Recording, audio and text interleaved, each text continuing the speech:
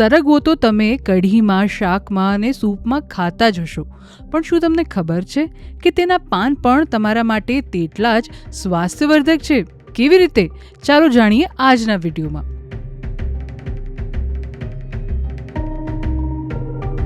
અને વિડીયોના અંતે આપણે એ પણ જાણીશું કે સરગવાના પાનને આપણા ભોજનમાં કેવી રીતે ઉમેરી શકીએ. 100 ગ્રામ સરગવાના પાનમાં 23 થી 29 ગ્રામ જેટલું પ્રોટીન હોય છે, જે તેને પ્રોટીનનો સારો સોર્સ બનાવે છે.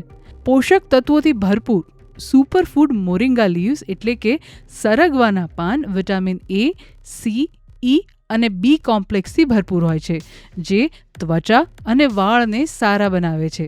સાથે જ તે સર્વાંગિક સ્વાસ્થ્ય, રોગપ્રતિકારક શક્તિ વધારવામાં પણ મદદ કરે છે.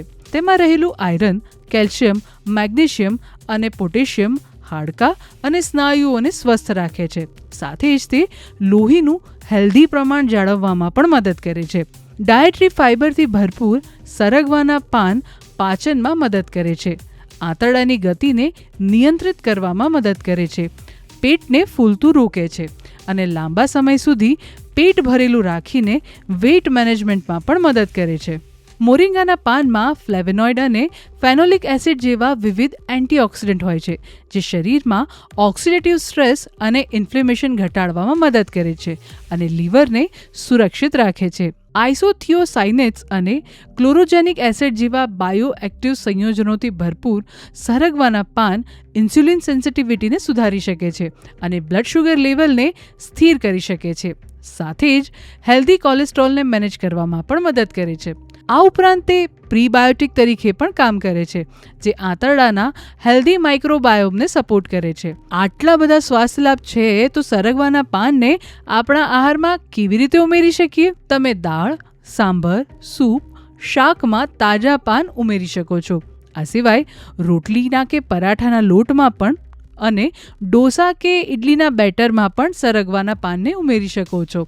આ સિવાય સ્મૂધી, છાશ અથવા દહીંમાં આ પાન મિક્સ કરી શકાય. આ સિવાય તમે સરગવાના પાનની ચટણી પણ બનાવી શકો છો, જેને તમે વિવિધ વાનગીઓ સાથે લઈ શકો. જો તાજા પાન ન મળે તો પાનને ઘરે સૂકવીને તેનો પાવડર બનાવીને એરટાઇટ જારમાં ભરી શકો છો અને જ્યારે પણ જરૂર પડે ત્યારે તેનો ઉપયોગ કરી શકો છો.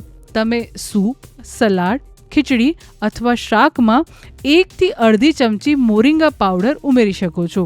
જો તમે સરગવાના પાનને તમારા આહારમાં ઉમેરી રહ્યા છો તો અડધા કપ તાજા પાનથી અથવા તો અડધી ચમચી મોરિંગા પાવડર ખાવાથી શરૂઆત કરો અને ધીમે ધીમે તેને વધારો.